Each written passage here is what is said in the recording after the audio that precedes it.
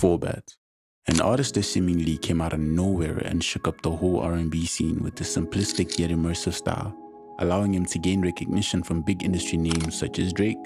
And today, we're going to be exploring the secrets behind the genius production that helped shape this very sound.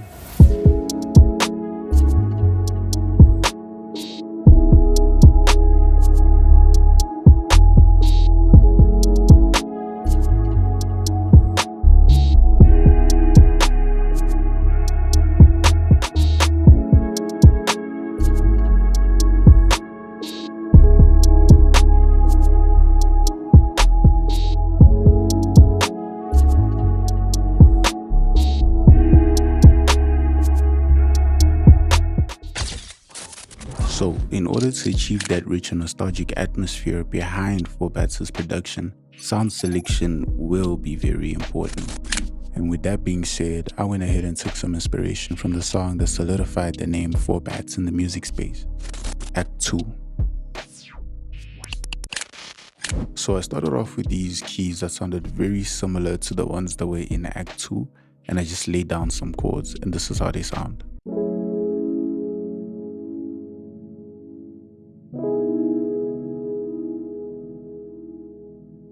Literally just 2 chords. I didn't even do much, can't lie. It's an F sharp minor 9th.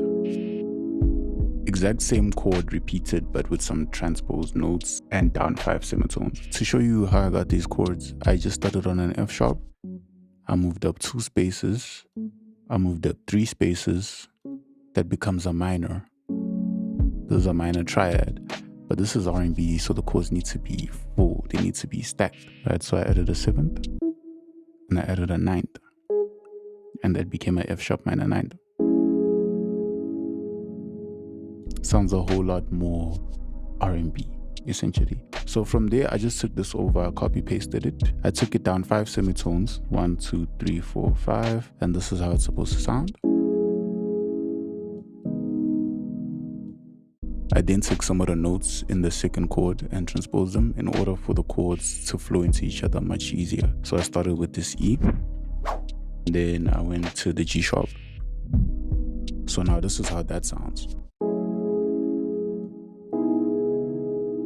I then took the exact same chords and I just pasted them over an analog lap pad, and this is how that sounds.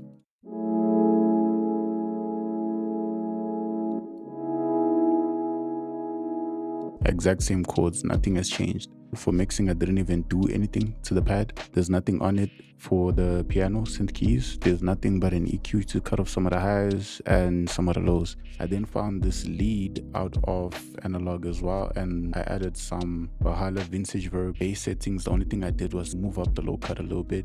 Didn't do too much. Added some delay on that as well, tweaked it out to how I wanted it to sound. This is how the pad, the keys, and the lead sound together.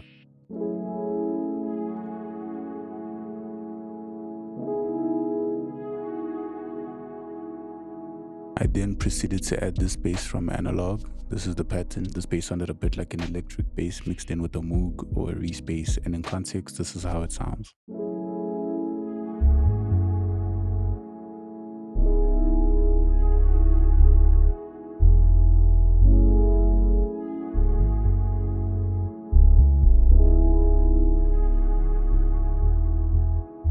The use of these 4 is the exact reason why sound selection is so important, because you'd assume it's probably stacked with way more when it's actually not. These 4 alone make it sound full, thick, rich, and nostalgic. Going on from there, I then decided that it was time for me to add. One thing about 4Bats' production is that the drums give the artist space. With that in mind, I decided to take some inspiration from the song.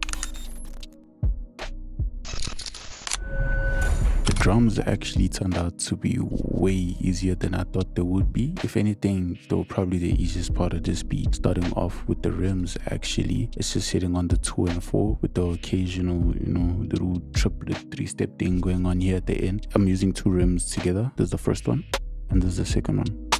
Now, this one has a little space in the beginning. I didn't trim that out wide because it adds swing. Now, if you want to add swing personally, and the sound that you have, for example, looks something a little bit like this right here. where it plays right on time, on grid, everything. You would then tap the pseudo range tool, proceed to go to shift, and you just play around with this until it sounds right to you. So what this does is it just shifts the sound slightly to the right so that it's just slightly off grid, adding bounce to it, right? This is usually my sweet spot right around here, but I didn't need to do that because the sound already had that little delay thing going on right there. Moving on to the hi-hats, I mostly use them as accents and texture sounds like ear candy rather than actual hats or a main sound that plays throughout the entire beat like you would hear in a trap song, right? So in this case, for example, as you can see, the hat, this is the first hat, it's only playing in very particular open gaps. As you can, like, it's not consistently playing throughout the thing. Same with this one, it only plays here and there in an open space and it's very repetitive. I did not change much. I did this part and I just copy paste. All I did was really play with velocity a little bit just so that there's a little bit of bounce, right? Going back to sound selection for like 2 seconds here. This is a hat, by the way, but can you hear how that sounds?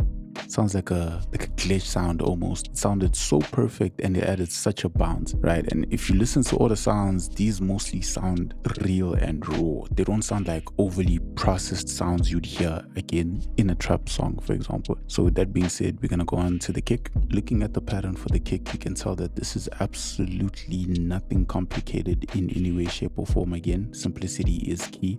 So I just put one on the downbeat, and then I put one right next to it on the offbeat, making it a double hit, followed by again another one on the offbeat, and the last one for the pattern is on an offbeat again right here before it loops to the double hit again. And we have the exact same pattern essentially, but adding one kick on the offbeat, playing around with velocity a little bit for a little bit of bounce. This pattern repeats itself over and over, but it works actually surprisingly. All the drums together, this is how the sounds.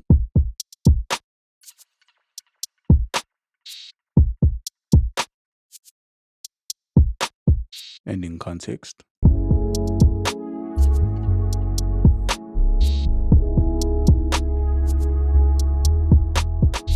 And now moving on to what I think is the most important part of this outsider sound selection, which is textures and accents. The very things that allow for the listener to feel immersed in the song by way of introducing new elements in each section, part by part, allowing for the song to feel full and rich. With that being said, I found 5 particular accents and sounds that I did want to use, this being the first.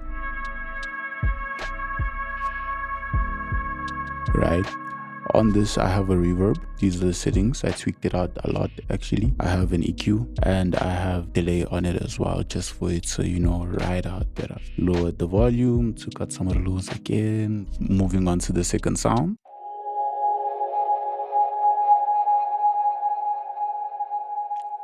Right, looking at it as an EQ. This is a second EQ, again very similar to the first one, just a bit wider. I'll put in Valhalla Vintage Verb, H delay to cut some of the lows again. Moving on to this guitar. As you can see, again, an EQ on this. I also put in Valhalla Vintage Verb again, just tweaked out some of the lows a little bit. Otherwise, this is basically just the default setting, I can't lie to you. H delay once more, make them feel like ambience. Moving on, we have this rhythmic phrase, as you can see from ProdByWvvy. We didn't do much to it actually, we just added a bit of reverb and panman. This is how all the accents in context to the beat sound.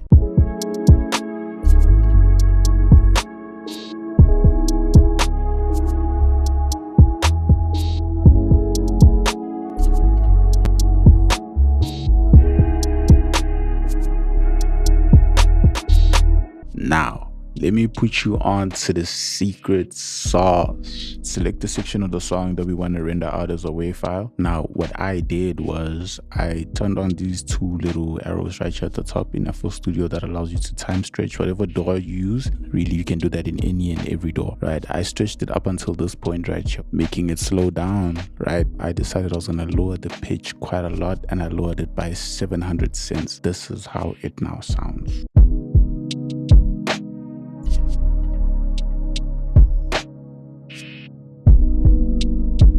and this is the exact same technique that they used in Act 2 at the end during Drake's verse. And with all that being said, that's the entire beat. I've yet to structure it out fully, but this is basically the entire beat complete.